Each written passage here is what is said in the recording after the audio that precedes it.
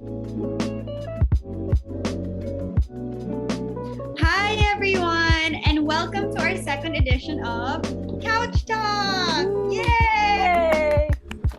So we're back once again. I'm Valerie, this is Bianca and Joseph, and this time we're going to be analyzing a music video for our Couch Talk series. So once again, we have a series of questions here. I'll be picking out a question, and it will be directed towards one of our speakers here, and then we will be talking about Blurred Lines by Robin Thicke. So first, have you guys already watched this video? Yeah. From a long time ago, and then now, And yeah, then now like we going had back. we had to go through it again. I know, like I think it was in 2013 pa, so we were all super young back then when this video Yeah. is released. Yeah. So first of all, guys, we're gonna start our first question. It's a question directed for all of us, and it's first impressions on the music video by Robin Thicke and Pharrell, so called Blurred Lines. So we'll start. Joseph, can you tell us your first impressions of the music video? Yeah. So like I said, it's not something you just watch, it's something you go through. Like it's so problematic. Like even when I was a kid and then it came out and I was like 15, I was like there's something seriously wrong with this video. And that's when, I wasn't super informed yet about like feminism or anything. And it's like I came in a boys' school and like having these problematic stuff thrown around, it was kind of accustomed. But like even then, like I was just like, what the hell is this? Okay, thank you, Joseph, for your first impression. Next, can we go with Bianca? What's your first impressions on the music video? I'd say same with Joseph. I remember parang like I wasn't particularly aware of anything feminist back then, but like I knew na parang like listening to that, parang it disturbed me. After that, even though I thought it was like really catchy, parang I just stopped listening to it after that. Ako naman, guys, to be honest, it was like the first time that I ever listened or saw that music video. So I live under a rock. I'll talk about that later, but I found out more about the backstories of the characters and everything. It's connected to what I was gonna say. So first of all, an overview by the way of male gaze. It's a feminist concept wherein males tend to have a very sexually objectifying view of women, and women act up for the pleasure of a man. So from the way that they dress, the way that they behave, it's to serve the male gaze or to serve a man's voyeuristic parang pleasure. So, ang ganon. So, all of that is really sexually objectifying in its message and in the way that it was portrayed. If you see the video, the whole center of the video was the two artists or the three men. There was a third, I don't even know who he is. But they were the centers. And parang sa background lang, there are these women, dancing for their perusal and nakedly dancing for their perusal. And so yun, it was like in the way that the lyrics and in the way that the message and the way that the women were positioned and being animals and all of that, that materialized the male gaze. Okay, so the next question is for Joseph. Joseph, your question is, what aspects of this music video would you change? Ooh, that's a tough one because I feel like the problem of the music video stemmed from the song itself. She got typecasted, she got depressed. Robin Thicke, if he didn't release that video, he would have not ruined like everyone else's lives, including himself. Like, there was a divorce that happened, but at the same time, we're not talking about the perpetrator. We're always talking about the victims. Like, if there was like a blip in the universe, like it's just erase that song. Like it didn't do it anybody good. Like, I guess the only thing good about that is like we're having this conversation and people are having this conversation about. Okay. Thank you, Joseph. Okay, so next, guys, I'm gonna pick another. Okay, so this one is for Bianca. This is question number 3. Your question is, how can we make the video more feminist or better convey female empowerment? Well, wait. First, I want to say na parang I actually do agree with Joseph and you, Val, for like yung the things that were shown in the video and that really it didn't do anybody good. Mhm. But to change the video to be more female empowering, I think we have to bring up that I searched up that the director of the video was actually female, and that Mm.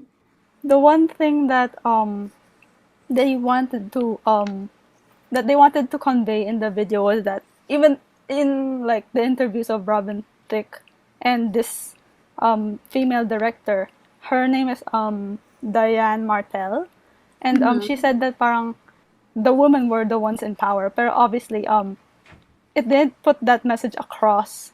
It did such a bad job at it.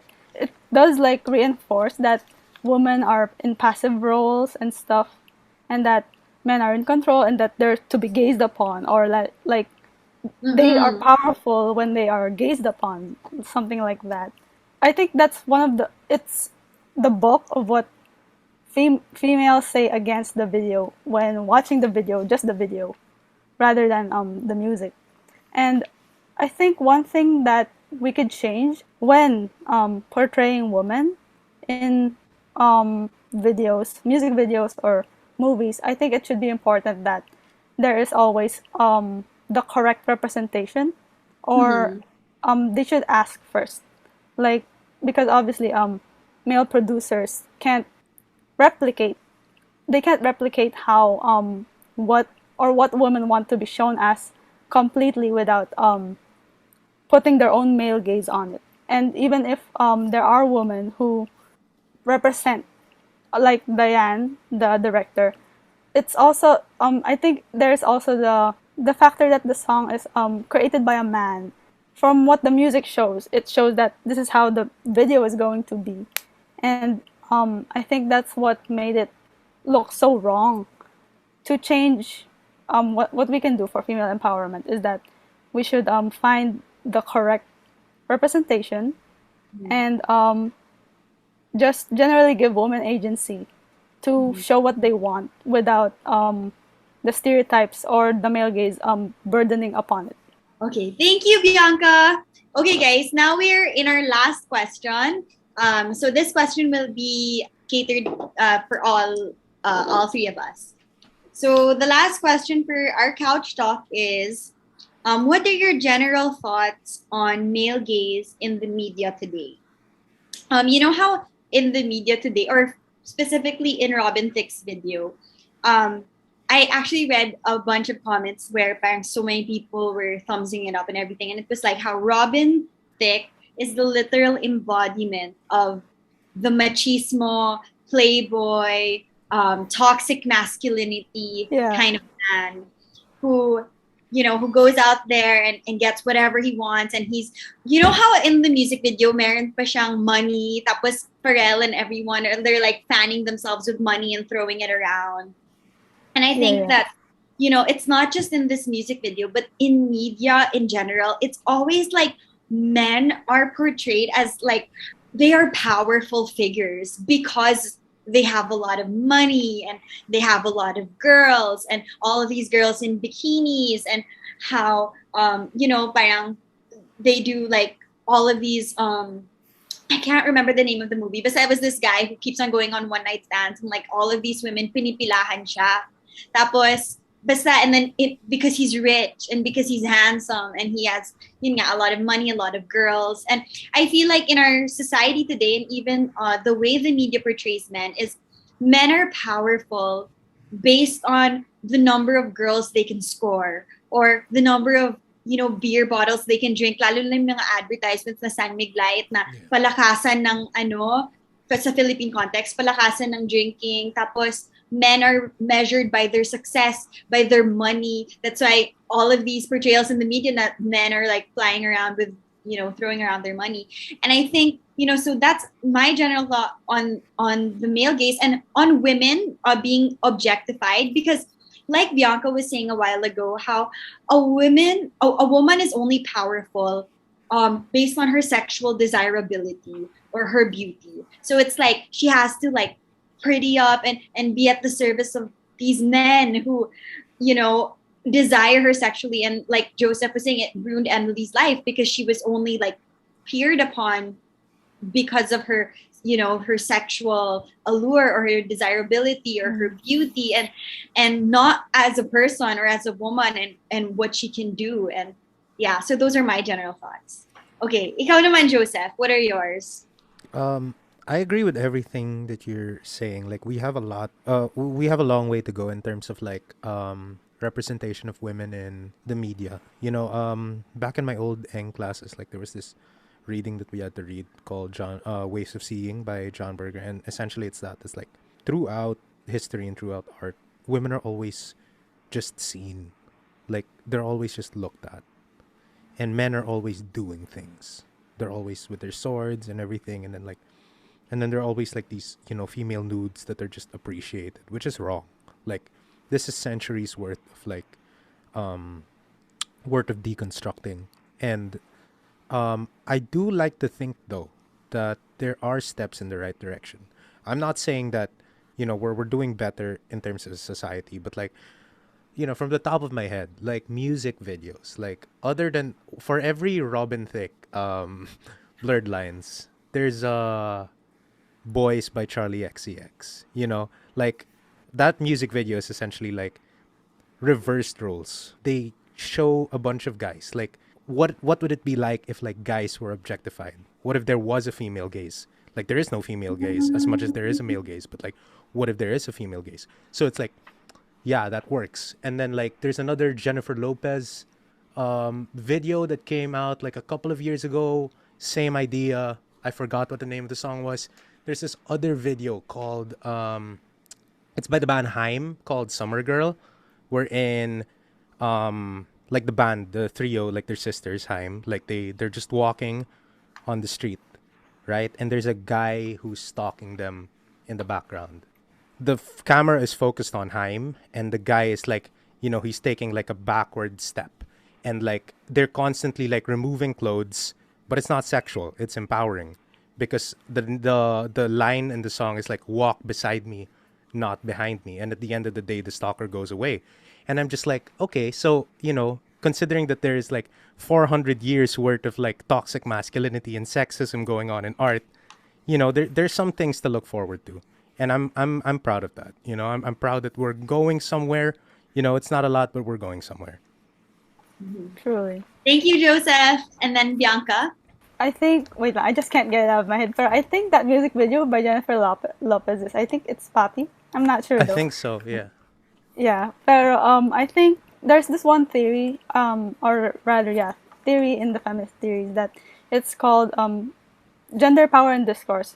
And I think it ties really nicely with this, or what this music video is showing, because it's showing like the stereotypical, or what the dominant gaze on women shows is that they're sexually objectified and stuff. And I think that if there is media that keeps portraying women like this, there will always be male producers that will keep producing the same content.